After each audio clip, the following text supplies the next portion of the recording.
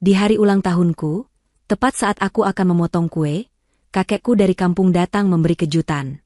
Tapi kejutan sebenarnya baru saja dimulai. Di depan semua orang, kakek bertanya padaku, "Feby, uang 95 juta yang kakek kirim untuk hadiahmu, kamu pakai beli apa?" Aku bingung. Suamiku panik. Dan aku sadar, aku telah dibohongi hidup-hidup oleh orang-orang yang paling aku percaya. Sebelum ceritanya dimulai, silahkan tulis di kolom komentar dari daerah mana saja teman-teman yang menonton cerita ini. Jangan lupa like dan subscribe agar channel ini bisa semakin berkembang dan bisa mempersembahkan cerita yang lebih menarik lagi. Hari ini adalah hari ulang tahunku. Aku, Feby, seharusnya bahagia. Dan di permukaan, aku memang terlihat bahagia. Pesta kecil-kecilan ini adalah ide suamiku, Gilang. Dia bilang, meskipun kami sedang berhemat, ulang tahun istri harus tetap dirayakan.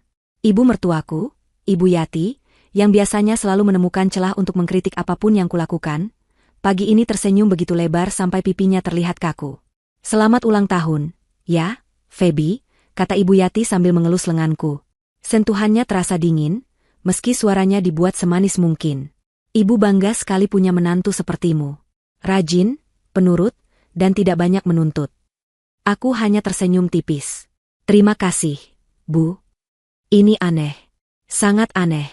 Sejak aku menikah dengan Gilang 3 tahun lalu dan terpaksa tinggal serumah dengan Ibu Yati di kontrakan sempit ini, baru kali ini aku mendengar pujian darinya. Biasanya, masakanku selalu terlalu asin atau terlalu hambar. Cara membersihkan rumah selalu salah. Bahkan caraku bernapas pun sepertinya mengganggunya. Tapi hari ini, aku adalah menantu terbaik di dunia. Gilang juga tidak kalah aneh.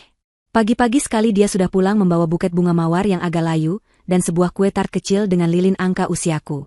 Dia memelukku erat di depan ibunya, mencium keningku, dan berbisik, "Selamat ulang tahun, sayang. Maaf ya, aku cuma bisa kasih pesta sederhana. Nanti, kalau usaha kita sudah sukses besar, aku janji bakal rayakan ulang tahunmu di Hotel Bintang 5. Aku membalas pelukannya. "Ini sudah lebih dari cukup, Mas. Terima kasih banyak." Dalam hati, aku merasa sedikit terharu. Gilang memang sedang merintis usaha baru dengan temannya. Katanya bisnis properti kecil-kecilan. Belakangan ini dia sering pulang malam, tampak lelah dan stres. Aku mencoba mengerti. Tapi sikapnya hari ini, dan sikap Ibu Yati, terasa seperti sebuah pertunjukan yang dipaksakan. Tawa mereka terdengar sedikit terlalu keras di ruangan tamu kami yang sempit. Ada satu hal yang membuat kebahagiaanku terasa kurang lengkap. Kakek Harun. Kakekku satu-satunya, dari pihak ibuku yang sudah meninggal. Kakek Harun tinggal di kampung, di sebuah rumah besar yang dikelilingi sawah dan kebun yang luas. Orang-orang bilang kakekku itu kaya raya, 7 turunan tidak habis hartanya. Tapi penampilannya selalu sederhana. Kemeja batik lawas, sarung, dan topi petani. Bagiku, kakek adalah segalanya. Dia orang yang paling tulus menyayangiku di dunia ini. Kemarin aku meneleponnya, berharap kakek bisa datang ke kota untuk merayakan ulang tahunku. Tapi jawaban kakek membuatku sedih. "Maaf, Cuk," kata kakek dari seberang telepon.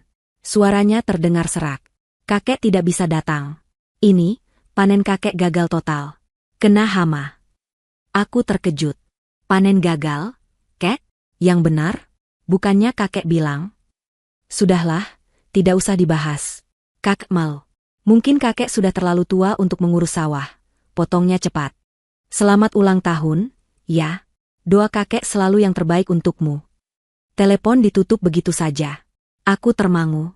Sejak kapan kakek Harun mengeluh soal uang atau panen? Rasanya tidak mungkin. Tapi aku tidak mau berburuk sangka.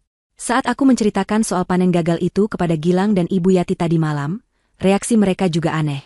Mereka tidak terlihat sedih atau bersimpati. Mereka malah terlihat lega. "Ya sudah, mau bagaimana lagi? Namanya juga musibah," kata Gilang sambil sibuk dengan ponselnya. "Baguslah kalau tidak datang," timpal Ibu Yati ketus, nadanya kembali normal karena kami sedang di kamar. "Bikin repot saja. Nanti dia datang, melihat kita hidup pas-pasan, lalu menceramahi kamu seharian, Feby." Ibu tidak suka cara dia memandang kita, seolah kita ini benalu. Aku hanya diam, menahan perih di hati. Kini, pesta sudah dimulai. Beberapa tetangga dan 2 teman kantorku datang. Kami duduk melingkar di lantai, beralaskan karpet. Ada tumpeng kecil yang kupesan, beberapa kue basah, dan sirup jeruk. Ibu Yati sibuk sekali mondar-mandir mengambilkan piring untuk tamu, tersenyum dan tertawa, memainkan peran sebagai ibu mertua yang sempurna. Gilang duduk di sebelahku, tangannya terus merangkul pinggangku, seolah menunjukkan pada dunia betapa dia mencintaiku. Aku merasa sesak. Kepalsuan ini begitu tebal. Aku ingin berteriak. Aku rindu kakek. Ayo, Feby, kuenya dipotong, kata Gilang, menyadarkanku dari lamunan. Para tamu mulai bernyanyi. Selamat ulang tahun, selamat ulang tahun. Aku memejamkan mata, mencoba mengumpulkan segenap harapan. Aku berdoa untuk kesehatan kakek, untuk kebahagiaan yang tulus, dan agar semua keanehan ini segera berakhir. Saat aku hendak meniup lilin, ting tong. Bel pintu kontrakan kami berbunyi. Suara nyanyian berhenti. Semua orang saling berpandangan.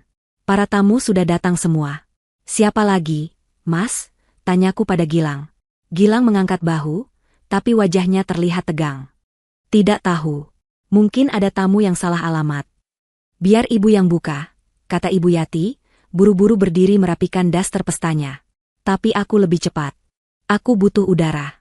Aku butuh alasan untuk kabur sejenak dari lingkaran kepalsuan ini. Biar aku saja, Bu, kataku. Aku berjalan ke pintu depan. Pintu kayu bercat kusam itu kubuka perlahan. Jantungku berdebar. Di depanku, berdiri seorang lelaki tua. Dia memakai kemeja batik sederhana yang warnanya sudah sedikit pudar, celana bahan hitam, dan topi petani yang khas. Wajahnya keriput, namun matanya bersinar tajam dan penuh kasih. Dia tersenyum lebar, memperlihatkan giginya yang masih utuh. Napasku tercekat. Kakek? Itu kakek Harun. Dia berdiri di depan pintu rumahku, tersenyum seolah dialah kejutan terbaik di dunia. Aku masih membeku di ambang pintu. Otakku berusaha mencerna pemandangan di depanku. Kakek Harun. Di sini. Di kota. Di pesta ulang tahunku. Bukankah katanya panennya gagal? Bukankah dia malu? Kakek, pekiku akhirnya, rasa rindu dan bingung meledak jadi satu. Aku langsung menghambur ke pelukannya. Aroma tembakau dan tanah kering khas kakek langsung memenuhi indraku. Ini nyata. Kakekku ada di sini. Selamat ulang tahun, cucu kesayanganku, bisik kakek Harun di telingaku, suaranya terdengar geli. Di belakangku, suasana ruang tamu mendadak senyap. Musik dangdut dari ponsel yang tadi diputar Gilang mendadak mati. Suara tawa para tamu lenyap. Aku melepaskan pelukanku dan berbalik, masih menggandeng tangan kakek. Semua mata tertuju pada kami. Tapi aku tidak peduli pada tamu. Aku melihat suamiku, Gilang. Dia berdiri kaku di samping meja kue. Senyum yang tadi dipaksakan di wajahnya luntur total. Matanya membelalak ngeri, seolah baru saja melihat hantu. Di sebelahnya, Ibu Yati lebih parah. Wajahnya yang tadi dipoles bedak tebal kini seputih kertas. Tangannya gemetar, memegang nampan berisi gelas sirup. Kakek? Suara Gilang yang keluar terdengar tercekat. Dia berusaha tersenyum, tapi yang keluar adalah ringisan aneh. Bu, bukannya kakek bilang gak bisa datang? Katanya panen gagal. Kakek Harun tertawa. Tawanya menggema, keras, dan penuh kemenangan. Tawa itu sama sekali tidak terdengar seperti tawa orang yang baru saja gagal panen. Panen gagal itu alasan buat orang yang tidak niat.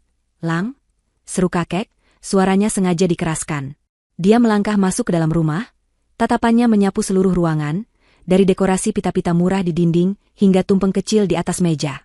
Masa ulang tahun cucu kesayanganku, Feby, kakek tidak datang? Lanjutnya, kini menatap lurus ke arah Gilang dan Ibu Yati.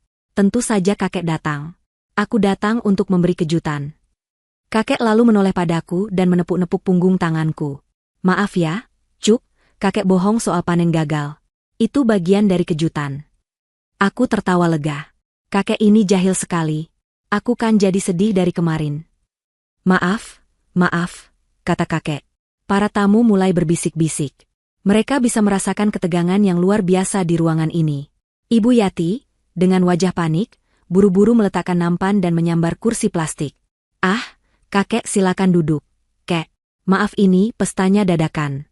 Sederhana sekali, kata Ibu Yati, suaranya bergetar. Dia mencoba menarik tangan kakek untuk duduk. Tapi kakek Harun tidak bergerak.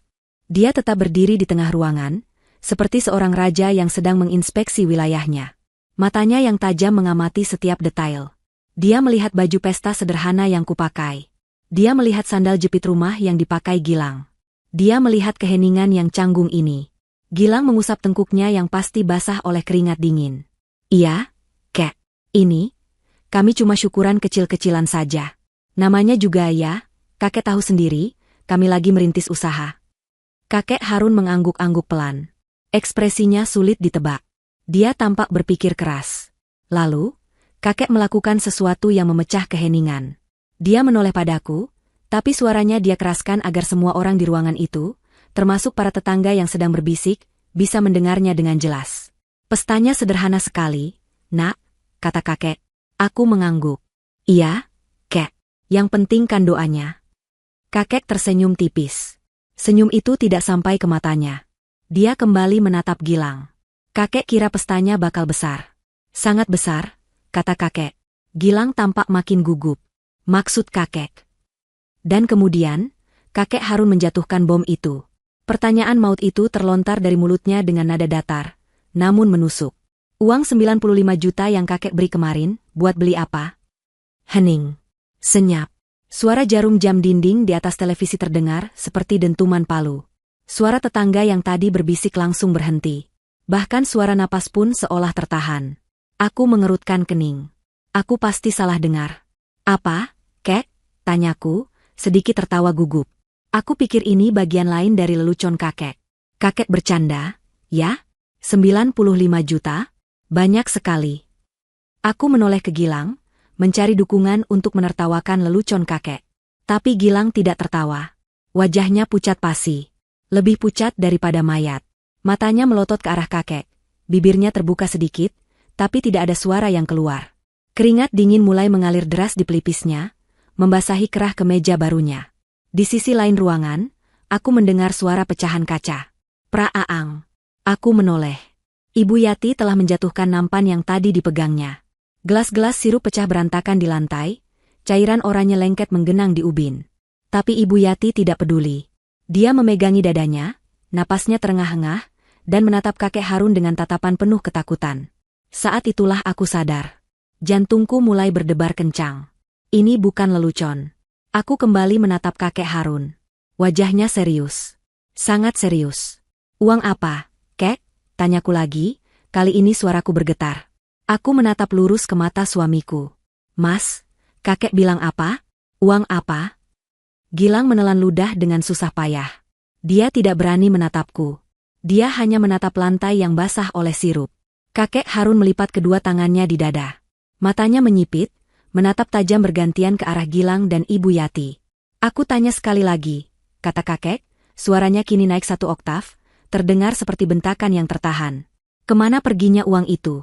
Why? Bentakan kakek Harun terasa seperti tamparan keras di udara. Para tamu, yang tadinya hanya berbisik, kini terdiam total.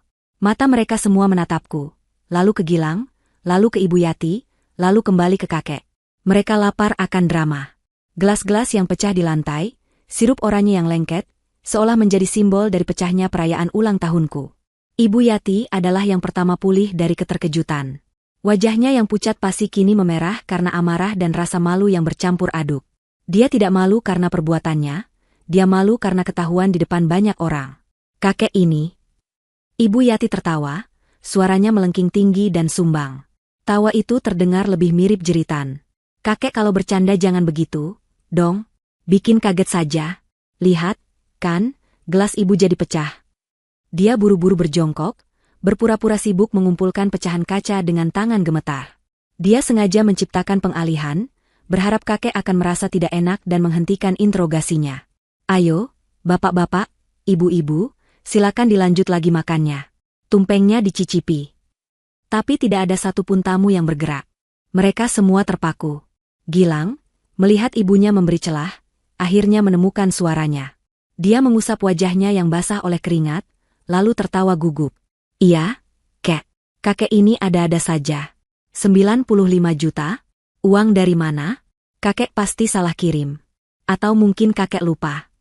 Dia mencoba merangkul bahu kakek, bersikap seolah ini adalah kesalahpahaman keluarga yang lucu. Maklum, Kek. Kakek kan sudah sepuh. Sudah tua. Wajar kalau... Tua? Suara kakek Harun memotong ucapan Gilang.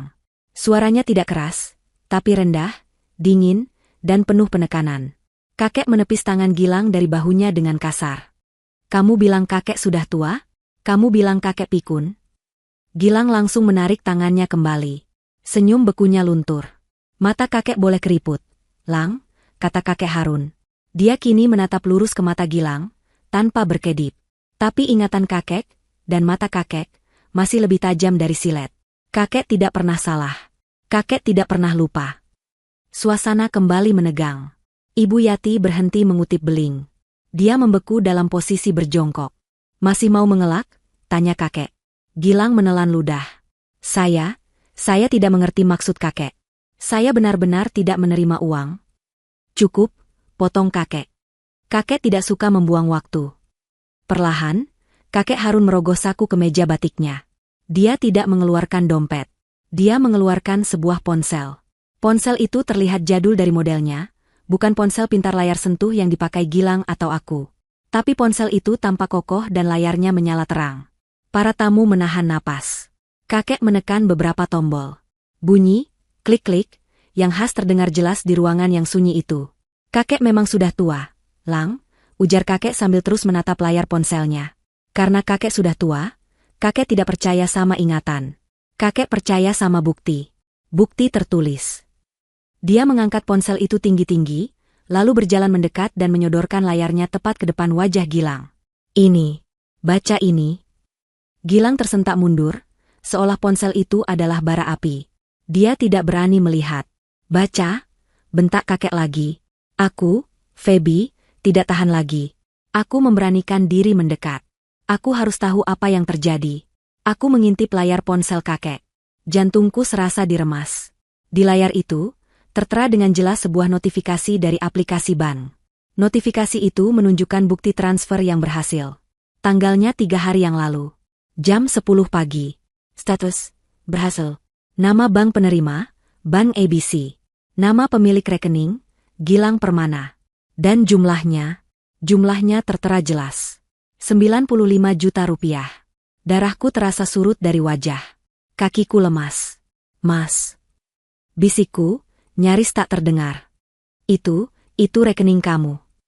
Wajah Gilang berubah dari pucat pasi menjadi hijau. Dia terhuyung mundur selangkah, menabrak meja kue. Dia terpojok.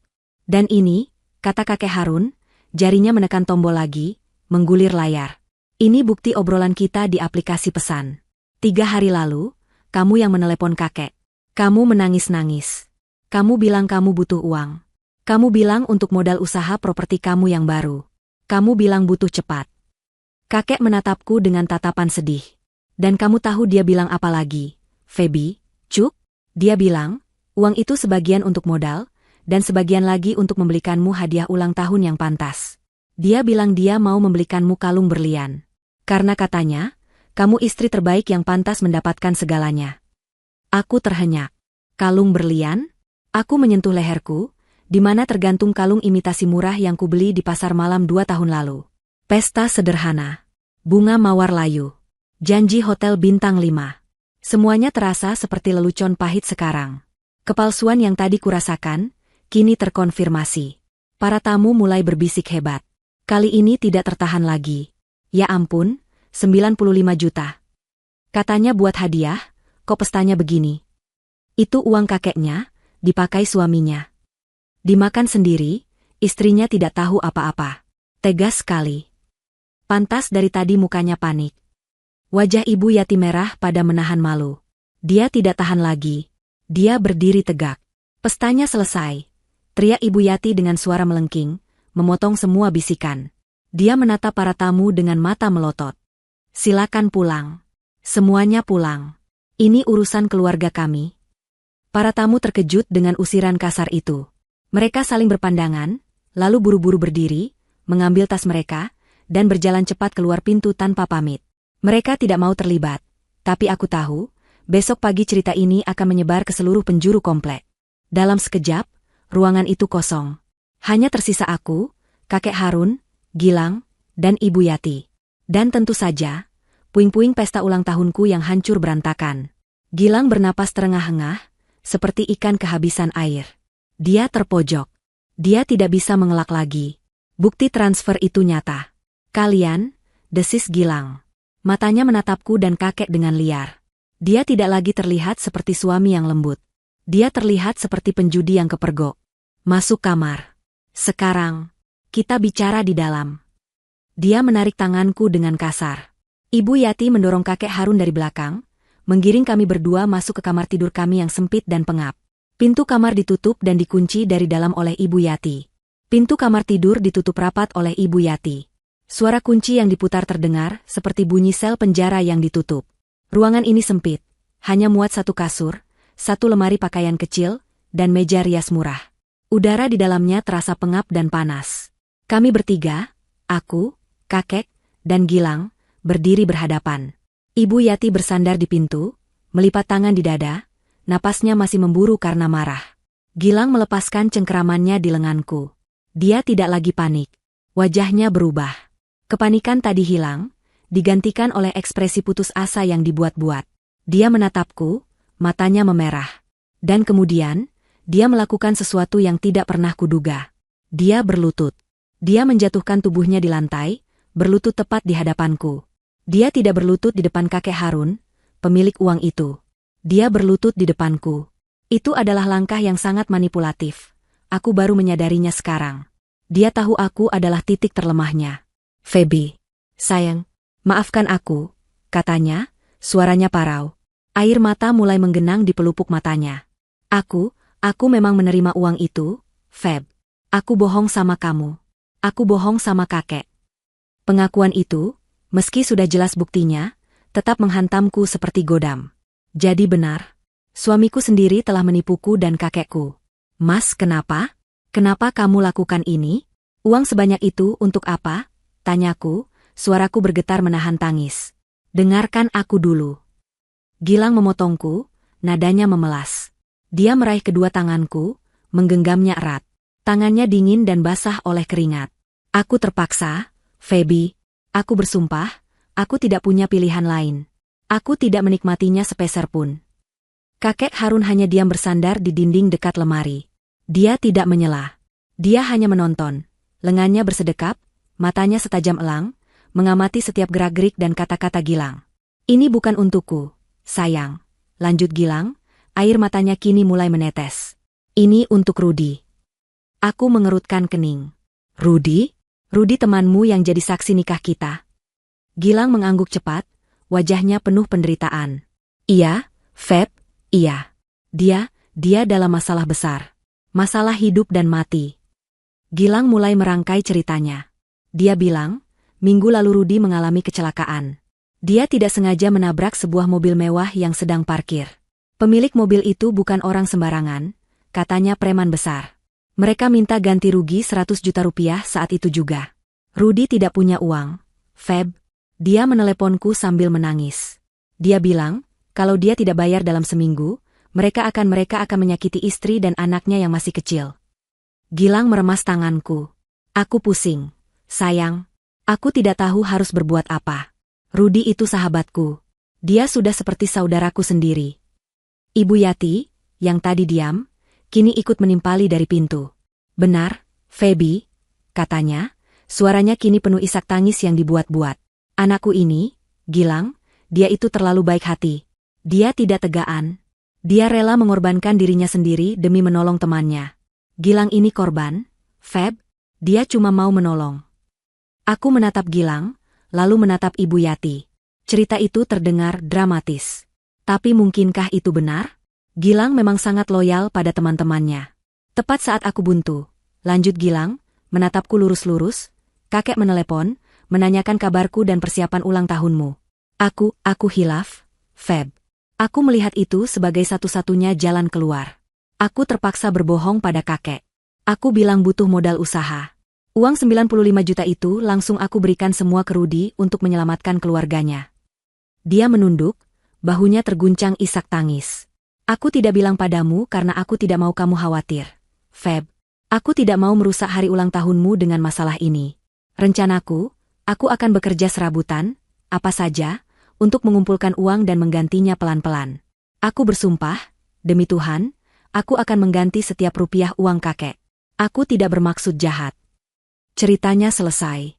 Dia tetap berlutut, menatapku dengan tatapan memohon. Hatiku terbelah. Di satu sisi, ada kakek dan bukti kebohongan yang nyata. Di sisi lain, ada suamiku yang menangis, memohon ampun dengan alasan yang begitu mulia. Menyelamatkan nyawa keluarga sahabatnya. Aku benci dia berbohong, tapi jika alasannya benar, Mas, kataku pelan. Kenapa kamu nggak jujur saja dari awal? Sama aku, sama kakek, kita bisa cari jalan keluar bersama. Aku mulai luluh. Sifat naifku mengambil alih. Aku menoleh ke kakek Harun, yang sedari tadi tidak bersuara. Kek, Mas Gilang niatnya baik. Kek, dia cuma mau menolong temannya. Dia? Ceritamu bagus, Lang. Suara kakek Harun yang tenang dan dingin memotong ucapanku. Gilang mendongak, terkejut. Air mata palsunya berhenti mengalir seketika. Drama yang sangat meyakinkan. Lanjut kakek, mendorong tubuhnya dari dinding dan melangkah maju satu langkah. Ibumu juga aktingnya hebat. Kalian berdua cocok main sinetron. Judulnya, Suami Berhati Mulia yang Terpaksa Berbohong. Wajah Gilang mengeras. Kek, ini bukan drama. Ini kenyataan. Kakek bisa tanya Rudi sendiri kalau tidak percaya. Serunya, kini nadanya sedikit membentak. Dia berdiri dari lututnya. Oh, ya. Kakek Harun tersenyum sinis. Senyum itu membuat bulu kuduku meremang. Jadi, temanmu namanya Rudi. Kecelakaan. Tabrak mobil preman. Butuh uang 100 juta. Iya, bentak Ibu Yati. Anakku pahlawan. Dia menolong temannya. Kasihan sekali temanmu si Rudi itu, kata kakek pelan, menggelengkan kepalanya. Dia pasti sedih sekali. Tentu saja dia sedih. Hidupnya terancam, seru Gilang. Iya, kata kakek, matanya kini menatap lurus menembus jiwa Gilang. Rudi pasti sedih sekali. Karena temannya, Gilang, tega memakai namanya untuk menutupi kebusukan. Hutang teman, katamu? Kakek Harun mengambil jeda sejenak, membiarkan ketegangan memenuhi ruangan pengap itu sampai ke titik puncaknya. Atau hutangmu sendiri? Karena kalah main judi slot. Waktu seakan berhenti. Napas Gilang tercekat di tenggorokannya. Wajahnya, yang tadi sudah pucat, kini berubah menjadi kelabu seperti abu. Dia tidak menduga kakek akan tahu sejauh ini. Kebohongan kedua yang dia bangun dengan susah payah, hancur berkeping-keping dalam satu kalimat. Kamar sempit itu terasa kehabisan oksigen. Pertanyaan kakek Harun, atau hutangmu sendiri karena kalah main judi slot? Menggantung di udara seperti awan beracun. Itu bukan pertanyaan, itu adalah vonis. Aku menatap suamiku, Gilang, menunggu dia tertawa, menunggu dia membentak kakek karena fitnah yang keji itu. Tapi Gilang tidak tertawa. Dia hanya menatap kakek dengan mata terbelalak, bibirnya bergetar. Wajahnya yang kelabu kini berubah menjadi warna yang mengerikan. Dia tampak seperti orang yang baru saja melihat ajalnya. Dia membuka mulutnya, tapi yang keluar hanya desisan udara. Kakek jangan sembarangan. Sembarangan, sahut kakek Harun. Suaranya tetap tenang, tapi ketenangan itulah yang paling menakutkan. Kakek tidak pernah sembarangan bicara. Jadi benar, uang 95 juta itu ludes di meja judi. Mas. Aku akhirnya berteriak. Suaraku pecah. Aku menarik-narik lengan kemejanya. Jawab, Mas. Bilang sama kakek itu tidak benar. Bilang kamu tidak mungkin melakukan hal sehina itu. Bilang, Mas. Aku mengguncang-guncang tubuhnya, air mataku mulai mengalir deras. Aku masih ingin percaya pada kebohongan indah tentang menolong teman. Kebenaran yang baru ini terlalu pahit, terlalu kotor untuk kutelan. Gilang menepis tanganku dengan kasar. Diam, Feb, bentaknya padaku, matanya liar. Saat itulah Ibu Yati meledak. Dia melihat putranya terdesak, dan instingnya untuk melindungi, atau lebih tepatnya, untuk melindungi dirinya sendiri, mengambil alih. Dia tidak bisa membiarkan cerita versi judi ini menang. Dia melompat maju, berdiri di antara Gilang dan kakek. Wajahnya merah padam, urat-urat di lehernya menonjol. Diam kamu, orang tua, teriaknya, menunjuk lurus ke wajah kakek Harun. Kamu pikir kamu siapa? Hah? Datang-datang ke rumah orang, merusak pesta, dan sekarang memfitnah anak saya. Kakek Harun hanya mengangkat satu alisnya. Fitnah? Bukti di ponsel kakek. Persetan dengan buktimu, potong Ibu Yati. Dia kini berbalik menghadapku, matanya melotot marah. Dan semua kemarahan itu, semua rasa malu dan ketakutan itu, dia tumpahkan padaku. Dan kamu, Feby, kamu ini istri macam apa? Suami kamu lagi susah, lagi pusing, lagi tertekan, malah kamu pojokan. Malah kamu lebih percaya sama kakekmu yang pikun ini daripada suami kamu sendiri. Di mana baktimu sebagai istri? Aku terperangah. Bu, tapi Mas Gilang. Suami kamu itu terpaksa, jerit Ibu Yati, kini dia menangis histeris. Air mata buaya yang jauh lebih meyakinkan daripada tangisan Gilang tadi. Kamu tidak tahu apa-apa. Kamu cuma tahu berhias dan tidur di kamar ini. Kamu tidak tahu penderitaan anakku. Penderitaan apa lagi? Tanya kakek Harun, suaranya terdengar bosan. Versi Rudi sudah gagal. Versi judi kamu bantah. Sekarang ada versi apa lagi? Kakek jadi penasaran. Ibu Yati menatap kakek dengan benci, lalu kembali menatapku. Dia sepertinya memutuskan bahwa aku adalah penonton yang harus diyakinkan. Dia meraih bahuku, mencengkeramnya erat. Dengar, Feby, desisnya. Uang itu memang dipakai Gilang. Tapi bukan untuk judi. Bukan untuk temannya, itu untuk kami, untuk keluarga ini. Aku bingung. Untuk keluarga? Maksud ibu? Hutang, kata Ibu Yati, suaranya kini pelan dan penuh drama. Gilang berbohong soal Rudi, itu benar. Dia tidak mau kamu khawatir. Dia menanggung semuanya sendirian, anak malangku ini. Dia mengelus pipi Gilang, yang hanya dia membatu.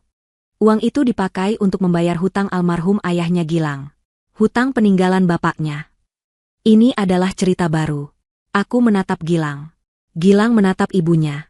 Keterkejutan di wajah Gilang menunjukkan bahwa dia juga baru mendengar cerita ini. Mereka bahkan tidak kompak dalam berbohong. 2 minggu lalu, lanjut Ibu Yati, matanya menatapku tajam, seolah memaksaku untuk percaya. Ada debt collector datang ke rumah ini. Waktu kamu sedang kerja. 3 orang, badannya besar-besar, penuh tato. Mereka bilang almarhum suami ibu dulu punya hutang rentenir 100 juta. Bunganya sudah berlipat ganda.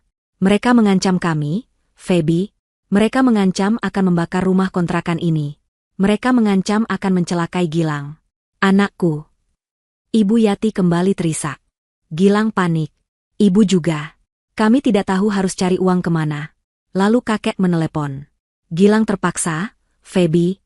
Dia terpaksa berbohong demi menyelamatkan nyawa ibunya. Demi menyelamatkan kamu juga. Apa itu salah? Apa salah kalau seorang anak berbakti pada orang tuanya? Apa salah kalau suami melindungi istrinya dari bahaya? Cerita itu begitu rinci, begitu penuh emosi. Tapi, tunggu, kataku, kepalaku pusing. Aku melepaskan cengkeraman tangan Ibu Yati. Tunggu sebentar. Aku bingung. Aku menatap Gilang. Mas, tadi kamu bilang uangnya buat Rudi. Kamu bersumpah demi Tuhan. Lalu aku menatap Ibu Yati. Sekarang ibu bilang uangnya buat bayar hutang ayah ke rentenir.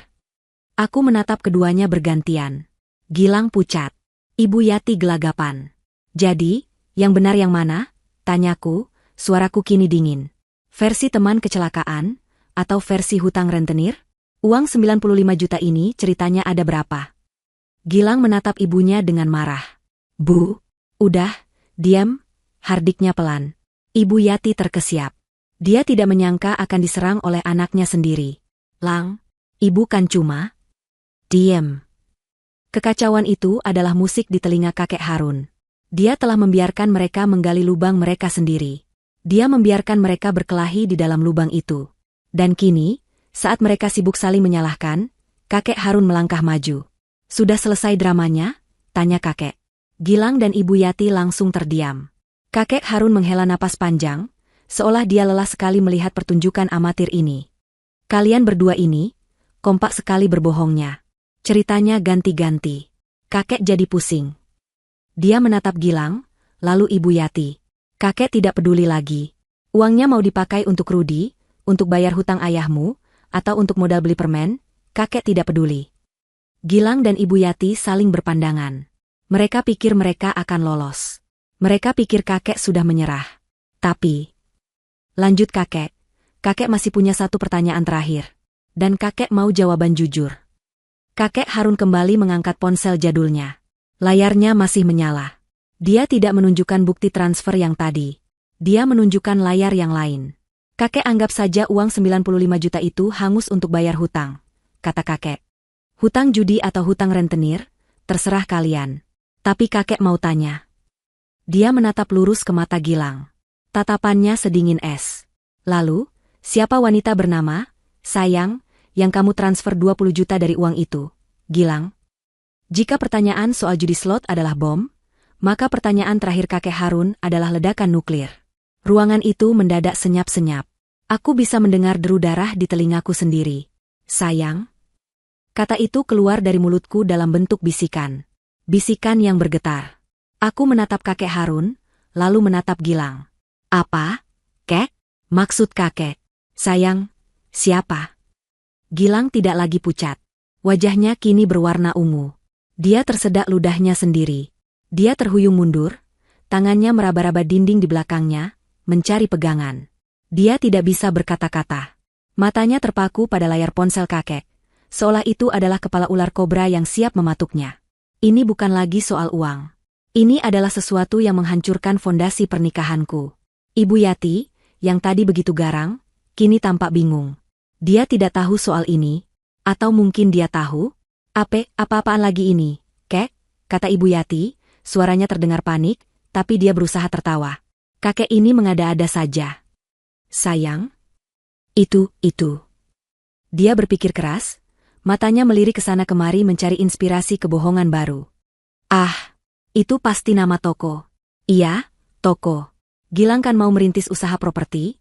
Sayang, itu pasti nama toko bahan bangunan. Toko keramik, sayang? Atau toko besi, sayang? Benar kan, Lang? Dia menyenggol Gilang, memaksanya untuk setuju. Tapi Gilang sudah hancur. Dia hanya menggeleng lemah, terlalu takut untuk bicara. Kakek Harun tersenyum sinis. Senyum itu membuatku mual. Toko bahan bangunan, Bu Yati? Toko yang hebat sekali. Toko bahan bangunan namanya, sayang, dan minta transfer 20 juta ke rekening bank pribadi atas nama Selvi Anjani. Selvi Anjani. Nama itu terasa asing, namun begitu menusuk. Siapa itu, Mas? Tanyaku lagi, suaraku naik. Siapa Selvi Anjani? Gilang akhirnya ambruk. Dia tidak berlutut. Dia merosot di dinding, terduduk di lantai yang dingin, memeluk lututnya. Dia kalah. Kalian pikir kakek ini bodoh? Kata kakek Harun, suaranya kini bergetar karena amarah yang ditahan. Kalian pikir kakek ini orang kampung tua yang gampang dibohongi? Kamu salah besar, Gilang. Kakek melangkah mendekati Gilang yang terduduk di lantai. Kakek tidak datang ke kota ini sendirian. Sejak kamu menelepon kakek 3 hari lalu sambil menangis-nangis minta uang, kakek sudah curiga. Sangat curiga. Cucu kakek, Feby, tidak pernah kakek dengar cerita dia akan dibelikan berlian. Dia istri yang sederhana. Kakek tahu kamu bohong sejak detik itu. Kakek menatapku dengan sedih. Kakek punya orang di kota ini, Cuk, asisten kakek. Dia yang kakek minta mengawasimu, Gilang, sejak 3 hari lalu, tepat setelah uang kakek transfer. Ibu Yati menutup mulutnya. Diawasi? Benar, diawasi, kata kakek. Kalian tahu sopir ojek online yang mengantarmu ke mal 2 hari lalu, Gilang? Itu orang kakek. Kalian tahu tukang parkir yang melihatmu masuk ke hotel kemarin sore? Itu juga orang kakek. Mal? Hotel? Jantungku serasa berhenti berdetak. Kakek tahu semuanya, lanjut kakek Harun. Suaranya kini seperti hakim yang membacakan putusan. Dia mulai membeberkan semuanya, satu persatu, tanpa ampun. Pertama, kamu kecanduan judi slot, Gilang. Sudah 6 bulan ini. Kamu gali lubang tutup lubang, memakai uang tabungan istrimu, meminjam dari teman, sampai akhirnya kamu dikejar rentenir. Aku terkesiap. Tabunganku. Tabungan yang kukumpulkan sedikit demi sedikit dari sisa gaji, yang kukira aman di rekening bersama, ternyata sudah ludes. Kedua, kata kakek, uang 95 juta itu kamu minta untuk bayar hutang judimu.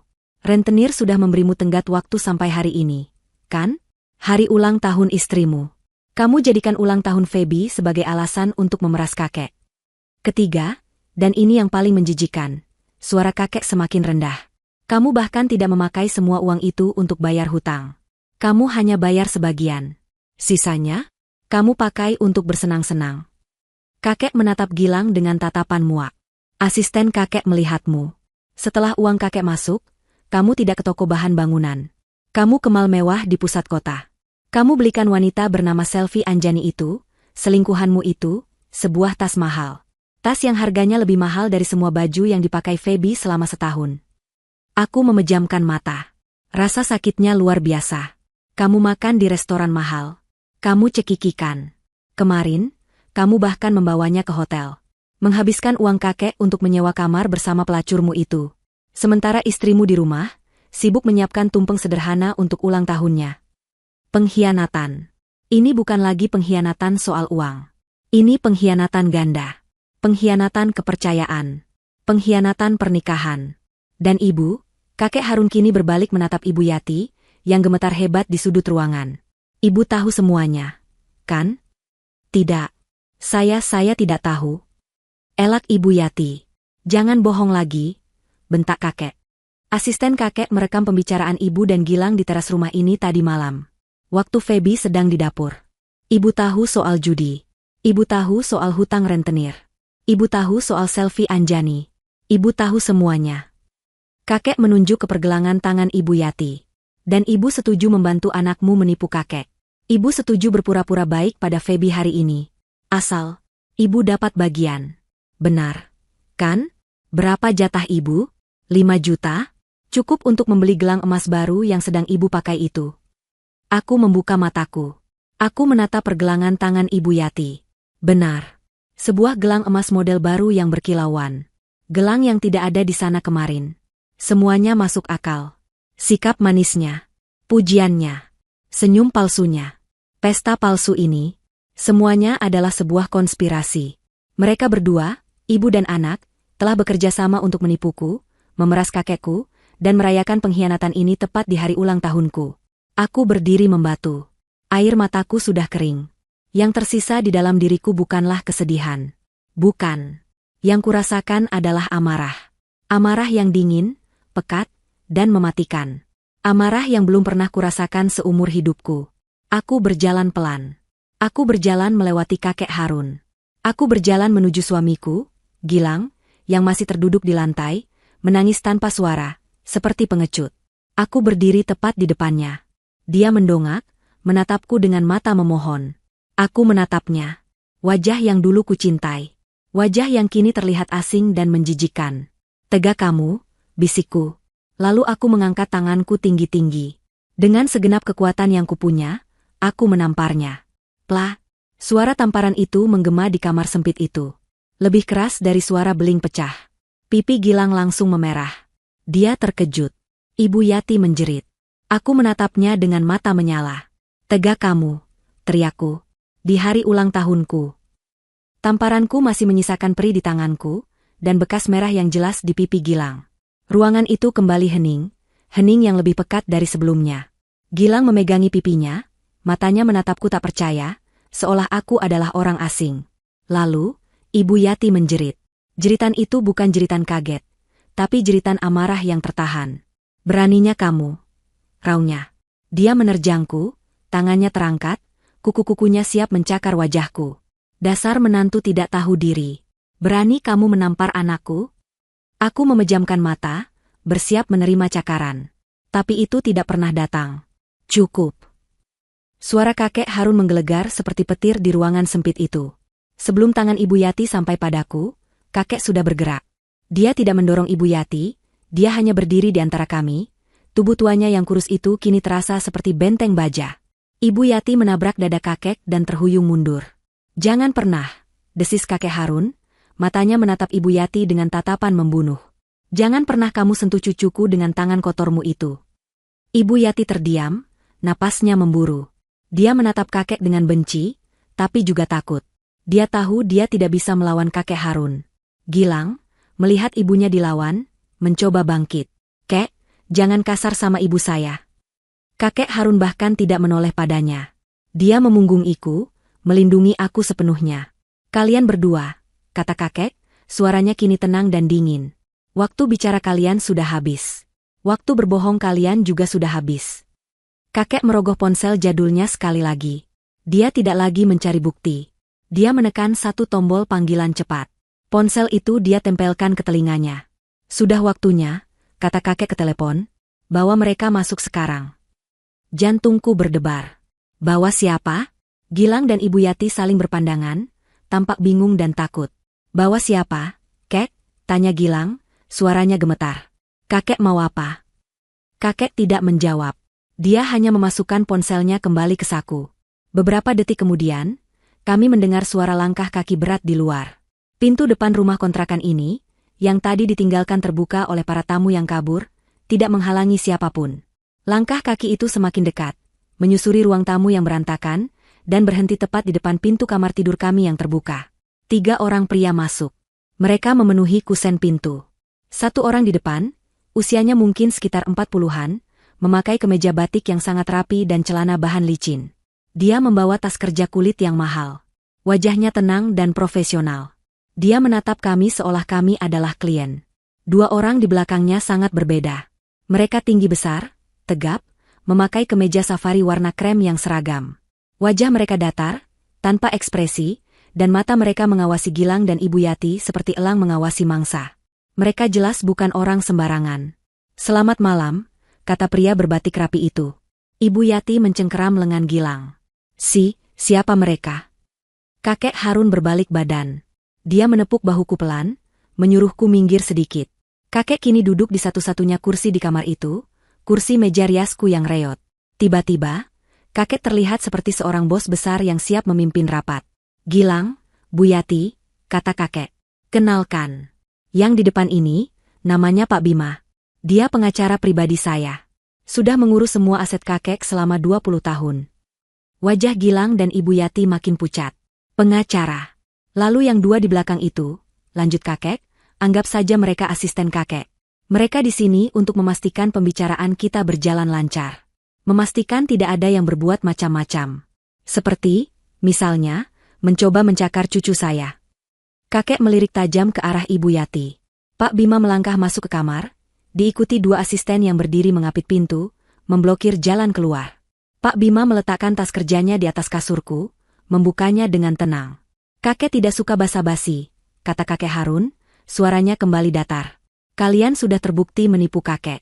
Kalian sudah mengakui, walau berbelit-belit. Sekarang, kakek beri kalian 2 pilihan. Dengarkan baik-baik. Kakek mengangkat 1 jarinya. Pilihan pertama, kembalikan uang kakek. 95 juta. Utuh. Malam ini juga, tunai. Mata Gilang dan Ibu Yati membelalak. Kakek mengangkat jari keduanya. Pilihan kedua, jika kalian tidak bisa mengembalikannya, dan kakek tahu kalian tidak bisa, Pak Bima akan mendaftarkan laporan polisi besok pagi jam 8 tepat. Tuduhannya bukan cuma 1. Penipuan, Pasal 378. Penggelapan, Pasal 372. Dan Ibu Yati, kakek menatap lurus, ibu akan kena pasal turut serta membantu kejahatan. Pasal 55. Ancaman hukumannya berat. Kalian berdua akan menginap lama sekali di tempat yang tidak nyaman. Keheningan yang mencekam itu dipecahkan oleh suara tawa. Tawa Ibu Yati. Tawa yang terdengar gila dan putus asa. Hahaha. Dia tertawa sambil menunjuk-nunjuk sekeliling. Kakek ini lucu sekali. Pengacara. Polisi. Kakek tidak lihat kami tinggal di mana? Rumah kontrakan. Uangnya sudah habis. Kek, habis. Ludes. Kami tidak punya uang sepeser pun. Mau kakek penjarakan? Silakan. Kami memang tidak bisa bayar. Gilang mengangguk lemah, tampak pasrah. Benar, Kek. Uangnya sudah tidak ada. Saya pasrah.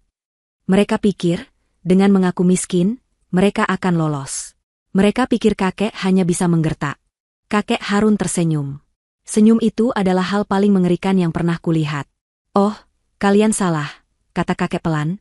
Kalian salah besar. Kalian pikir, kakek tidak tahu kalau kalian tidak punya uang tunai? Tentu saja kakek tahu. Kakek menunjuk lantai ubin di bawah kakinya. Kalian pikir, kalian tinggal di mana?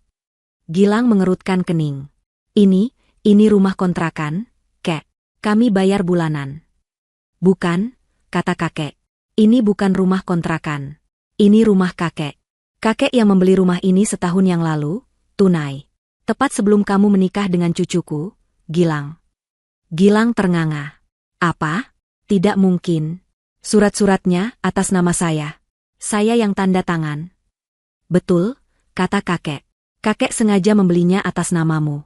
Kakek ingin kamu, sebagai laki-laki, merasa punya harga diri di depan cucu kakek. Kakek ingin kamu merasa jadi kepala keluarga yang bertanggung jawab. Tapi kakek tidak bodoh. Surat akta jual beli yang asli, yang sah, ada di tangan kakek. Di brankas kakek di kampung. Kakek lalu menunjuk ke arah luar jendela. Dan mobil sedan bekas butut yang kamu poles setiap hari di garasi itu, yang kamu bilang ke Feby itu hasil bonus kerja kerasmu. Wajah Gilang semakin pias. Kakek juga yang bayar lunas. BPKB-nya. Kakek menoleh ke Pak Bima. Ada di tas Pak Bima, kan? Pak Bima mengangguk. Benar, Kek. Gilang dan Ibu Yati membeku. Mereka baru sadar. Seluruh hidup mereka, kebanggaan kecil mereka, rumah yang mereka tempati, mobil yang mereka pakai, semuanya adalah milik kakek Harun. Mereka tidak punya apa-apa. Mereka hanya menumpang di atas kemurahan hati yang baru saja mereka hianati. Tidak, tidak mungkin. Desis Gilang. Dia menatap Pak Bima, lalu ke kakek. BPKB itu, surat rumah, atas nama saya. Kakek tidak bisa mengambilnya begitu saja. Pak Bima, sang pengacara, akhirnya angkat bicara. Suaranya tenang dan jelas, memotong penyangkalan Gilang yang panik. Selamat malam, Pak Gilang. Benar, sertifikat rumah dan BPKB mobil memang atas nama Anda. Namun, kakek Harun sangat teliti. Pak Bima mengeluarkan 2 map tebal dari tas kerjanya. Dia membuka map pertama. Ini adalah salinan akta jual beli rumah ini. Dan di bawahnya, dia mengeluarkan selembar kertas bermeterai. Ini adalah surat perjanjian hutang piutang pribadi, yang Anda tanda tangani setahun yang lalu. Di sini dinyatakan dengan jelas bahwa Anda meminjam uang dari kakek Harun senilai harga rumah ini, dengan jaminan rumah itu sendiri. Pak Bima tersenyum tipis. Sebuah formalitas, kata kakek waktu itu. Hanya untuk pegangan orang tua. Anda menandatanganinya tanpa ragu. Pak Bima membuka map kedua. Dan ini, BPKB mobil Anda. Di baliknya, terlampir surat kuasa jual mutlak. Lengkap dengan meterai. Anda menandatangani ini 3 hari yang lalu, tepat saat kakek Harun mentransfer uang 95 juta itu ke rekening Anda. Gilang terbelalak. Dia ingat, 3 hari lalu, kakek Harun mengiriminya foto surat itu via aplikasi pesan. Kakek bilang, tolong kamu cetak surat ini, Lang. Tanda tangani di atas meterai, lalu foto kirim ke kakek. Sebagai tanda terima uang saja, biar kakek tenang. Gilang, yang dibutakan oleh angka 95 juta, langsung menurut. Dia tidak membaca detail surat itu. Dia pikir itu hanya formalitas konyol orang tua. Ternyata, itu adalah surat penyerahan jaminan. Dia menjaminkan mobilnya untuk uang yang dia curi. Anda tidak membacanya, kan, Pak Gilang? Tanya Pak Bima. Anda hanya tanda tangan. Dengan kata lain, Anda secara sah telah menyerahkan mobil itu sebagai jaminan atas uang yang sekarang Anda akui sudah habis. Gilang merosot. Kakinya tidak kuat lagi menopang tubuhnya. Dia terduduk di lantai, sama seperti tadi, tapi kali ini bukan untuk bersandiwara. Dia hancur. Jadi, kakek Harun berdiri dari kursi rias. Dia mengambil alih kembali. Rumah ini, mobil ini, kakek sita malam ini juga. Ini belum cukup untuk menutup 95 juta. Tapi setidaknya, ini bisa mengganti kerugian kakek. Tidak. Jangan. Ibu Yati menjerit histeris. Dia tidak lagi berakting. Ini adalah ketakutan yang nyata. Dia menerkam, bukan padaku, tapi ke kaki kakek Harun. Dia memeluk kaki kakek, bersujud di lantai. Ampun, Kek. Ampun. Jangan usir kami. Kami mohon. Kami mau tinggal di mana malam ini? Kami tidak punya siapa-siapa lagi. Dia menangis meraung-raung, ingusnya berleleran di lantai. Feby. Feby, tolong. Nak, tolong bilang sama kakekmu. Kamu masih istri Gilang. Ini rumahmu juga. Tolong kami, Feb. Gilang ikut mendongak, menatapku dengan tatapan paling menyedihkan yang pernah kulihat. Feb, sayang, maafkan aku. Aku hilaf, Feb. Aku janji aku akan berubah. Aku akan kerja apa saja. Aku akan cium kaki kakek. Tapi jangan usir kami, Feb. Tolong. Ini rumah kita. Masa depan kita. Rumah kita. Aku akhirnya bersuara. Suaraku terdengar asing di telingaku sendiri. Dingin, datar, dan kosong. Aku menatap Gilang yang terduduk hina di lantai, dan Ibu Yati yang bersujud menjijikan di kaki kakekku. Masa depan kita, ulangku. Kalian yang menghancurkannya, Mas. Kamu dan ibumu. Kamu hancurkan saat kamu mentransfer uang kakekku ke perempuan lain. Kamu hancurkan saat kamu memakai uang itu untuk judi. Kamu hancurkan saat kamu berkomplot dengan ibumu untuk menipuku di hari ulang tahunku. Aku melangkah mundur, menjauh dari mereka. Aku berjalan dan berdiri di samping kakek Harun. Aku merasa aman di dekatnya. Kakek Harun menatap kedua orang itu dengan dingin. Sudah cukup sandiwaranya, katanya. Dia memberi isyarat kepada dua asistennya yang tegap. Bantu mereka berkemas. Kedua asisten itu bergerak. Kalian berdua, kata asisten yang berkumis. Silakan ambil pakaian kalian. Kalian punya waktu 10 menit. Cukup bawa satu tas ransel masing-masing. Selebihnya, tinggalkan. Rumah ini sudah disegel atas nama Pak Harun. 10 menit, pekik Ibu Yati. Mulai dari sekarang, kata asisten itu sambil melihat jam tangannya. Apa yang terjadi selanjutnya adalah pemandangan yang kacau. Ibu Yati dan Gilang berlari panik ke lemari pakaian. Mereka saling sikut, saling dorong, berebut mengambil baju-baju terbaik mereka. Ibu Yati tidak lupa menyambar gelang emas barunya dari meja rias, dan memasukkannya ke dalam saku daster. Gilang menyambar ponsel dan dompetnya. Mereka memasukkan semuanya ke dalam tas ransel dengan kasar. 10 menit terasa sangat cepat. Waktu habis, kata asisten berkumis. Dia dan rekannya memegang lengan Gilang dan Ibu Yati. Tidak kasar, tapi sangat kuat. Mereka digiring keluar dari kamarku. Gilang, tunggu, teriak Ibu Yati. Dompetku. Di laci.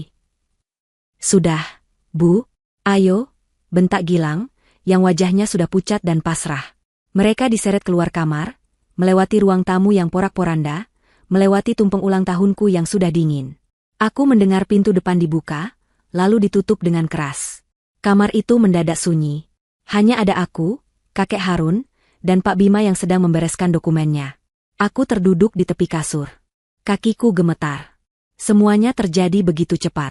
Aku menatap kakek. Mataku panas, air mata akhirnya menggenang. Kek?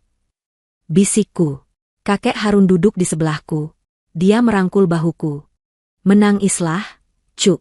Keluarkan semuanya. Tidak apa-apa. Aku tidak menangis. Aku hanya merasa kosong. Ada satu hal lagi, Cuk, kata kakek pelan setelah beberapa saat hening. Aku menoleh. Pak Bima melangkah mendekat. Dia tidak lagi memegang map sita jaminan. Dia memegang satu map tipis berwarna biru. Dia menyodorkannya padaku.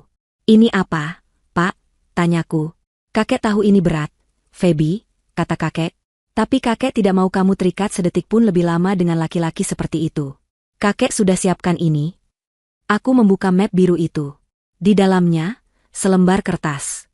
Judulnya, Surat Gugatan Cerai. Di situ tertera namaku, Feby, sebagai penggugat. Dan nama Gilang Permana sebagai tergugat. Alasan gugatan, perselingkuhan dan penipuan dalam rumah tangga yang menyebabkan kerugian material dan moral. Semuanya sudah diketik rapi. Hanya kurang satu, tanda tanganku. Pak Bima menyodorkan sebatang pulpen mahal. Aku menatap kertas itu, lalu menatap kakek. Mataku yang tadi berkaca-kaca kini terasa jelas. Kakek memegang bahuku, menguatkanku. Tanda tangani ini, Cuk. Suaranya melembut, penuh kasih. Ini hadiah ulang tahunmu yang sebenarnya. Kebebasan. Aku mengambil pulpen itu. Tanganku tidak gemetar lagi. Aku memegang pulpen yang diberikan Pak Bima. Tanganku tidak gemetar lagi. Tatapanku lurus dan mantap.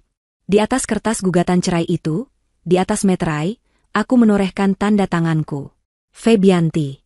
Saat ujung pulpen itu terangkat dari kertas, aku merasakan sesuatu yang aneh. Rasanya ringan. Beban seberat ribuan ton yang selama 3 tahun ini menghimpit dadaku tanpa kusadari, kini terangkat seluruhnya. Bagus, kata kakek Harun pelan. Pak Bima mengambil kembali surat itu, memasukkannya ke dalam map biru dengan rapi. Baik, Bu Feby. Besok pagi sekali, tim saya akan mendaftarkan ini ke pengadilan agama. Dengan semua bukti yang kita miliki, bukti transfer ke rekening wanita simpanannya, rekaman pengakuan Ibu Yati tadi, dan kesaksian kakek, prosesnya akan sangat cepat. Saya jamin, dalam beberapa bulan, Anda akan resmi bebas. Aku mengangguk. Aku merasa kosong, tapi ini adalah kosong yang baik.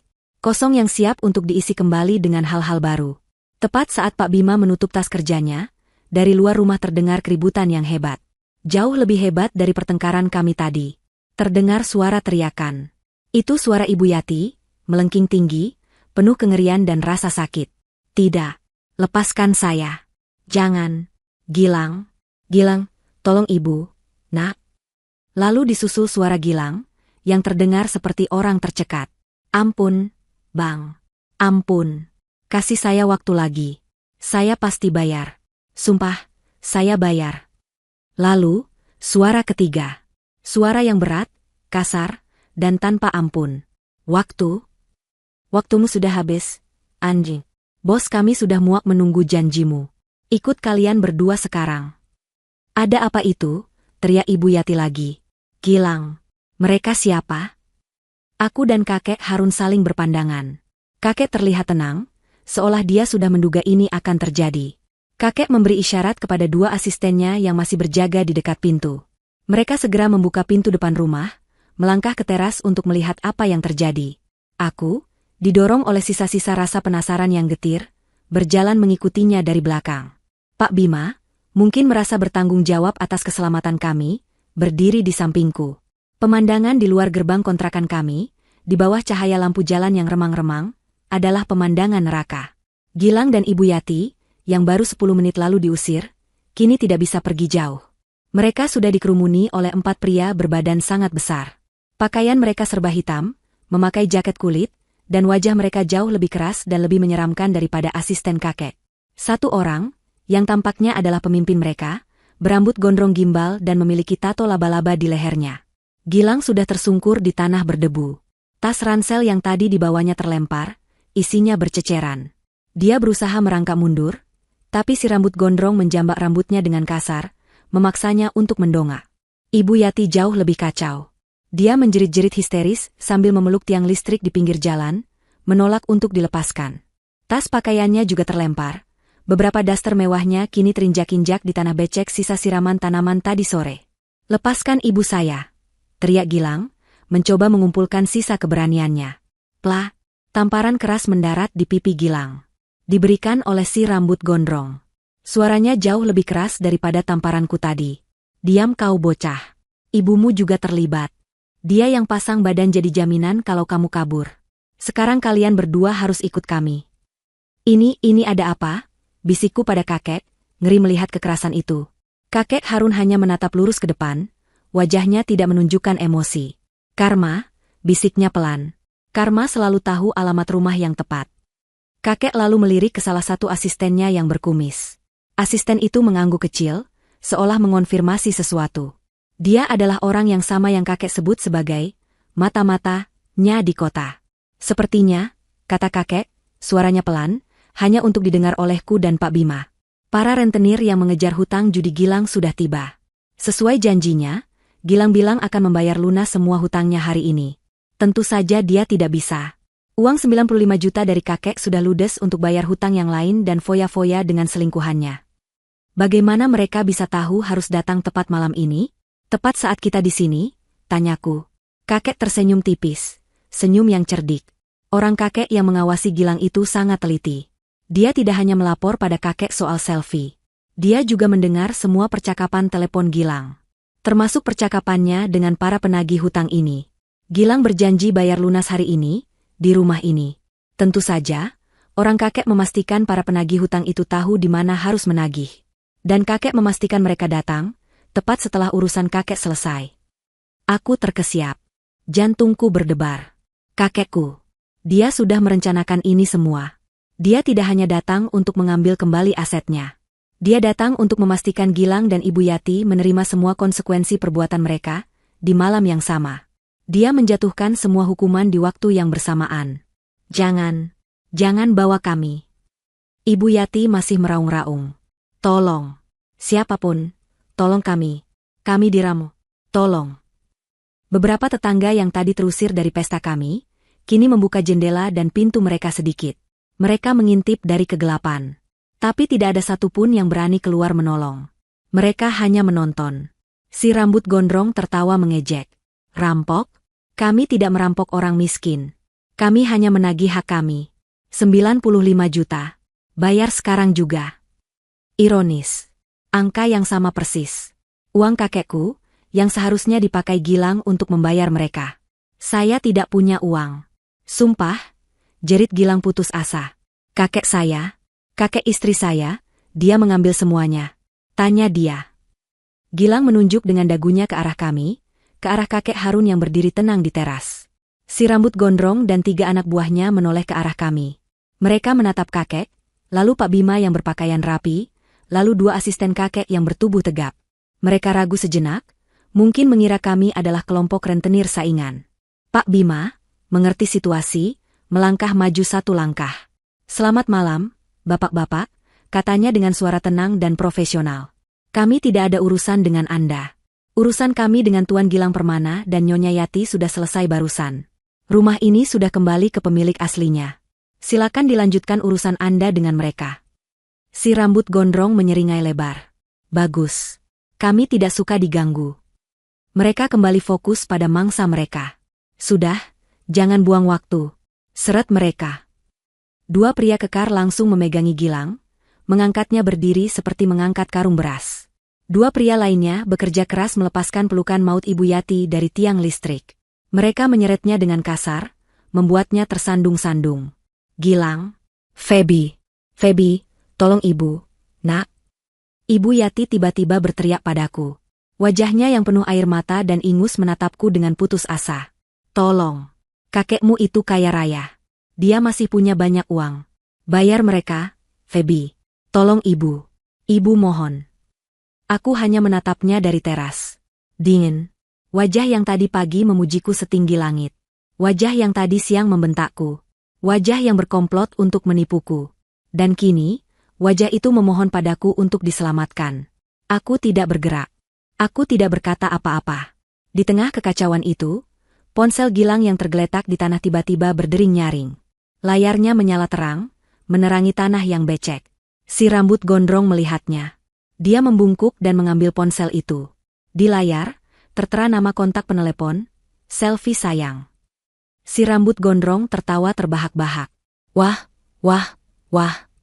Sayang MU menelepon. Lang, mau pamer habis dapat uang haram lagi. Dia iseng, menggeser tombol hijau untuk menjawab. Dia menyalakan pengeras suara. Terdengar suara wanita manja dari seberang. Halo, Beb? Kok lama banget sih angkatnya? Kamu di mana? Aku udah di apartemen nih nungguin. Katanya kamu mau transfer lagi malam ini buat beli sepatu yang tadi? Kok belum masuk juga? Si rambut gondrong menyeringai ke arah Gilang. Halo, Selfie, sayang. Beb, kamu lagi sibuk sedikit. Dia lagi mau ikut kami kerja Rodi dulu beberapa bulan. Kamu mau ikut juga? Sepertinya kamu juga ikut menikmati uang haram kami, ya? Terdengar suara pekikan ngeri dari seberang. Siapa kamu? Jangan macam-macam ya. Lalu, klik. Telepon ditutup. Bajingan, teriak Gilang, mencoba menerjang si rambut gondrong, tapi dia langsung dipukul di perut hingga terbungkuk kesakitan. Sudah, jangan banyak drama. Bawa mereka ke markas. Biar bos yang mengurus mereka, perintah si rambut gondrong. Mereka diseret paksa. Dimasukkan ke dalam sebuah mobil minibus hitam pekat yang diparkir di ujung gang. Gilang dan Ibu Yati terus berteriak, memohon ampun, dan meronta. Tapi tidak ada yang bisa mereka lakukan. Tenaga mereka kalah telak. Pintu minibus dibanting dengan keras. Suara jeritan Ibu Yati langsung teredam. Mobil itu menyalakan mesinnya, bannya berdecit, lalu melaju kencang, menghilang ditelan kegelapan malam. Gang itu kembali sunyi. Hanya tersisa tas ransel yang terbuka, pakaian daster yang berserakan di tanah, dan kami berempat yang berdiri di teras. Kakek Harun menghela napas panjang. Dia berbalik, masuk ke dalam rumah. Selesai, katanya.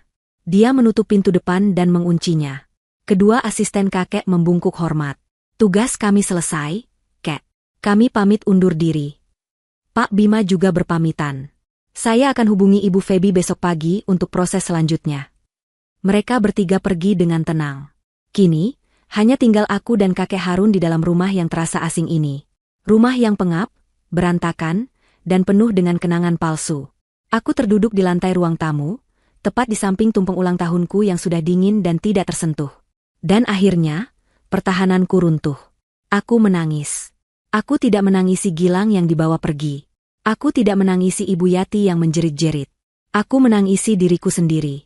Aku menangisi 3 tahun hidupku yang sia-sia, yang kubangun di atas kebohongan. Aku menangisi kebodohanku. Aku menangisi pengkhianatan yang begitu dalam dan menyakitkan. Kakek Harun tidak berkata apa-apa. Dia ikut duduk di sebelahku di lantai yang kotor itu. Dia merangkul bahuku yang terguncang hebat.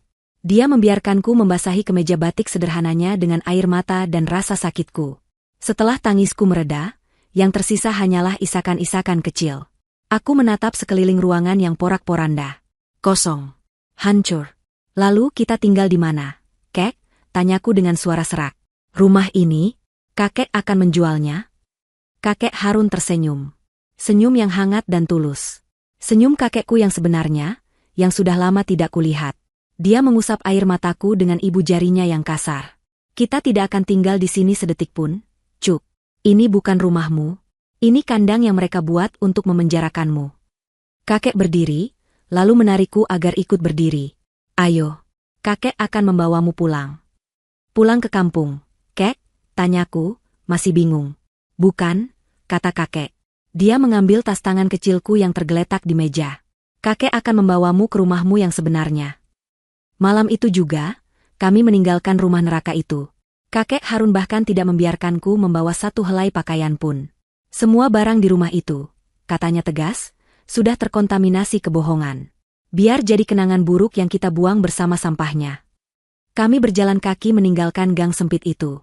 Di jalan raya, sebuah mobil sedan hitam yang sangat mewah dan mengkilap sudah menunggu. Asisten kakek yang berkumis tadi membukakan pintu untuk kami. Ternyata dia tidak pergi. Dia menunggu kami. Mobil melaju membelah malam, membawaku pergi dari lingkungan kumuh yang telah menjeratku selama 3 tahun pernikahanku. Aku tidak tahu kami akan kemana. Aku terlalu lelah untuk bertanya. Aku hanya bersandar di bahu kakek Harun dan memejamkan mata, membiarkan diriku merasa aman untuk pertama kalinya setelah sekian lama. Mobil itu akhirnya berhenti di lobi sebuah gedung yang sangat tinggi dan megah. Gedung apartemen paling mahal dan paling eksklusif di pusat kota. Aku pernah melihatnya dari jauh, saat mengantar Gilang bekerja, tapi tak pernah bermimpi bisa menginjakan kaki di dalamnya. Ayo, Cuk. Kita sudah sampai, kata kakek. Kami masuk ke lobi yang berkilauan seperti istana. Lantainya marmer putih tanpa celah. Lampunya terbuat dari kristal yang menjuntai. Kakek berjalan santai, menyapa resepsionis yang langsung berdiri dan membungkuk hormat padanya. Selamat malam, Pak Harun. Sudah kami siapkan. Silakan. Kami tidak naik lift umum. Kami diarahkan ke lift pribadi yang langsung menuju lantai paling atas. Penthouse. Pintu lift terbuka. Kakek menekan sensor sidik jarinya pada sebuah pintu kayu jati yang besar dan kokoh. Pintu itu terbuka tanpa suara. Silakan masuk, Nyonya Febianti, kata kakek dengan nada resmi yang dibuat-buat, mencoba membuatku tersenyum. Aku melangkah masuk. Dan napasku tercekat di tenggorokan. Ini bukan apartemen. Ini adalah istana di langit. Ruangannya begitu luas, mungkin 10 kali lebih besar dari kontrakan tadi. Satu sisi dindingnya sepenuhnya terbuat dari kaca, dari lantai hingga langit-langit, menyuguhkan pemandangan kerlap-kerlip lampu kota yang tak terhingga. Perabotannya mewah, elegan, warnanya lembut, dan semuanya tertata dengan selera yang sangat tinggi. Di sudut ruangan, ada sebuah piano besar berwarna putih gading. Ini di mana, Kek? Bisikku, takut suaraku akan mengotori kesempurnaan tempat ini. Ini di rumahmu, jawab kakek Harun sederhana. Dia berjalan ke sebuah meja konsol di dekat jendela. Dia mengambil sebuah kotak beludru berwarna biru tua, dan sebuah map dokumen yang tebal. Kakek membeli tempat ini 5 tahun lalu, Cuk. Jauh sebelum kamu bertemu Gilang. Dia membuka map tebal itu dan menyodorkannya padaku. Ini sertifikatnya. Coba kamu baca atas nama siapa. Aku membacanya dengan tangan gemetar. Sertifikat hak milik. Nama pemilik, Febianti. Namaku. Hanya namaku. Kakek berencana memberikannya padamu sebagai hadiah pernikahan. Lanjut kakek, suaranya kini terdengar sedikit sedih. Kakek pikir, kamu dan suamimu bisa memulai hidup baru di sini. Hidup yang layak. Kakek menghela napas. Tapi lelaki pilihanmu itu, si Gilang, dia menolaknya mentah-mentah. Dia bilang dia laki-laki mandiri. Dia bilang dia punya harga diri. Dia tidak mau menumpang harta mertua atau kakekmu. Dia meyakinkanmu bahwa lebih mulia merintis dari nol. Kamu, yang terlalu baik dan polos, percaya saja. Kamu mau diajak tinggal di kontrakan sempit dengan ibunya. Aku baru ingat. Dulu Gilang memang berkata begitu. Aku pikir itu adalah bukti bahwa dia laki-laki yang bertanggung jawab dan tidak mata duitan. Aku sangat bangga padanya saat itu. Kakek curiga sejak awal, lanjut kakek. Tapi kakek menghargai keputusanmu. Kakek pikir, mungkin kakek yang salah menilai dia. Ternyata, harga dirinya itu palsu. Dia tidak mau tinggal di sini bukan karena mandiri. Dia tidak mau tinggal di sini karena dia tahu, di tempat semewah ini, dia akan diawasi. Di sini, dia tidak bisa bebas. Dia tidak bisa membawa teman-teman judinya. Dia tidak bisa mengendalikanmu di bawah pengawasan ibunya. Dia lebih suka membawamu ke kandangnya, di mana dia dan ibunya bisa memerintahmu. Air mataku kembali menetes. Kali ini bukan air mata kesedihan. Ini air mata penyesalan atas kebodohanku sendiri. Sudah, kata kakek, menepuk punggungku. Tidak ada gunanya menangisi susu yang sudah tumpah. Semua sudah lewat. Sekarang, istirahatlah. Kamar tidur utamanya ada di sebelah sana. Besok, kita mulai hidup baru. Kakek tidak hanya memberiku rumah. Keesokan harinya, dia membawaku ke bank. Dia membukakan sebuah rekening pribadi baru atas namaku. Dan dia mentransfer sejumlah uang yang nominalnya membuat lututku lemas. Ini, katanya, bukan untuk foya-foya. Ini modal. Modal apa, kek? Tanyaku bingung. Kakek menatapku lekat. Modal untuk mewujudkan impianmu. Dulu, sebelum kamu menikah, kamu pernah bilang ke kakek kalau kamu ingin punya butik. Butik pakaian rancanganmu sendiri. Sekarang, kakek beri kamu modalnya. Wujudkan impianmu. Jangan pernah lagi bergantung pada laki-laki. Jangan pernah lagi bergantung pada siapapun. Berdirilah di kakimu sendiri, Cuk. 1 tahun berlalu seperti mimpi. Proses perceraianku berjalan sangat mulus. Gilang dan Ibu Yati tidak pernah muncul di satu kali pun persidangan. Pak Bima mengurus semuanya. Kabar terakhir yang kudengar dari asisten kakek, mereka berdua ditahan di markas rentenir itu selama hampir 6 bulan, dipaksa bekerja kasar, mencuci piring, membersihkan toilet, untuk membayar hutang judi Gilang. Mereka baru dilepaskan setelah kakek Harun, secara diam-diam, melunasi sisa hutang pokoknya. Aku bertanya pada kakek kenapa dia melakukannya. Kakek menjawab, kakek bukan kasihan pada mereka. Kakek hanya tidak mau berhutang nyawa pada rentenir. Urusan kakek dengan mereka lunas. Urusan mereka dengan Tuhan, biar mereka selesaikan sendiri. Setelah bebas, mereka berdua menghilang dari kota, entah kemana. Dan aku, Feby, kini adalah orang yang sama sekali berbeda. Aku berdiri di tengah sebuah ruangan yang ramai. Puluhan orang mengelilingiku, tertawa, bercengkerama, dan memuji gaun-gaun indah yang terpajang di manekin. Ini adalah butikku. Namanya, Febianti Couture. Terletak di kawasan paling elit di kota, butik ini menjadi buah bibir di kalangan sosialita. Rancangan-rancanganku laku keras. Hari ini, tepat 1 tahun setelah malam mengerikan itu. Hari ini adalah ulang tahunku. Aku tidak lagi terlihat seperti Feby yang kuyu, penurut, dan berpakaian sederhana. Rambutku kini kupotong pendek dengan gaya yang modern. Aku memakai gaun malam berwarna merah marun rancanganku sendiri. Aku tersenyum lebar, menyapa para tamu, berterima kasih atas pujian mereka. Aku adalah wanita karir yang sukses, mandiri, dan yang terpenting, bahagia. Di sudut ruangan, kakek Harun duduk di sofa bludru paling nyaman, terlihat sangat bangga. Beliau masih sama. Masih memakai kemeja batik sederhananya, yang terlihat sedikit pudar. Tapi malam ini, di antara para tamu berjas mahal dan bergaun mewah, kemeja batik kakek adalah yang paling berwibawa. Waktunya tiup lilin. Seru asisten baruku, membawa sebuah kue besar yang sangat indah. Jauh lebih indah dari tumpeng kecil atau kue tart layu tahun lalu. Semua tamuku berkumpul, menyanyikan lagu, selamat ulang tahun, dengan sangat meriah. Aku memejamkan mata. Aku tidak memohon apa-apa. Aku hanya memanjatkan doa syukur. Syukur atas kebebasan ini. Syukur atas kakek. Saat aku hendak meniup lilinku, aku mendengar suara dari televisi layar datar besar yang tergantung di dinding butik. Televisi itu sedang menyiarkan program berita kriminal sore hari. 2 orang pelaku penipuan berkedok investasi bodong, akhirnya berhasil diringkus oleh tim kepolisian. Kedua pelaku, seorang pria berinisial G dan ibunya, Y, ditangkap dalam kondisi babak belur.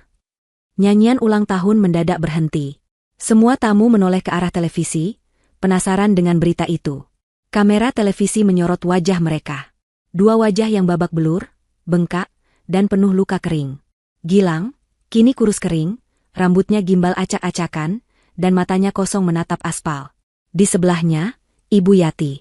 Dia tampak jauh lebih tua, rambutnya yang tipis sudah memutih, dan dia tidak lagi terlihat galak. Dia hanya terlihat menyedihkan. Mereka berdua memakai baju tahanan oranye, tangan mereka diborgol di depan. Wartawan itu melanjutkan laporannya, dilaporkan bahwa G dan Y adalah spesialis penipu kecil-kecilan yang baru bebas dari rumah tahanan rentenir. Mereka nekat mencoba menipu seorang rentenir besar lainnya dengan modus baru, namun kedok mereka terbongkar. Keduanya kini dihadapkan pada ancaman hukuman ganda, atas percobaan penipuan dan juga penggelapan. Mereka berdua didorong oleh polisi untuk masuk ke dalam mobil patroli. Ibu Yati masih sempat berteriak-teriak tidak jelas ke kamera, menyalahkan semua orang kecuali dirinya sendiri. Gilang hanya menunduk malu, menyembunyikan wajahnya yang hancur. Ruangan butik hening sesaat. Para tamuku berbisik-bisik, kasihan sekali, atau nekat sekali menipu rentenir. Mereka tidak menyadari bahwa mereka baru saja melihat mantan suami dan mantan ibu mertua dari wanita yang sedang merayakan ulang tahun. Aku menatap layar televisi itu. Aku melihat wajah Gilang dan Ibu Yati yang hancur. Tidak ada rasa kasihan. Tidak ada rasa benci. Tidak ada dendam. Yang ada hanya kelegaan. Bab itu sudah benar-benar selesai. Karma telah menuntaskan tugasnya dengan sempurna. Aku tersenyum tipis. Senyum yang tulus. Aku berbalik menghadap kueku, menarik napas panjang, dan meniup semua lilin di atasku dalam satu hembusan napas. Hore! Para tamu bertepuk tangan meriah. Musik kembali diputar. Pesta berlanjut. Kakek Harun berjalan menghampiriku. Dia merangkulku erat, erat sekali. Selamat ulang tahun, cucu kesayanganku, bisiknya di telingaku. Aku membalas pelukannya, memeluk pahlawanku. Terima kasih, Kek. Terima kasih untuk semuanya. Kakek tersenyum lebar, menatapku dengan mata berbinar bangga. Kali ini, katanya, hadiahnya nyata.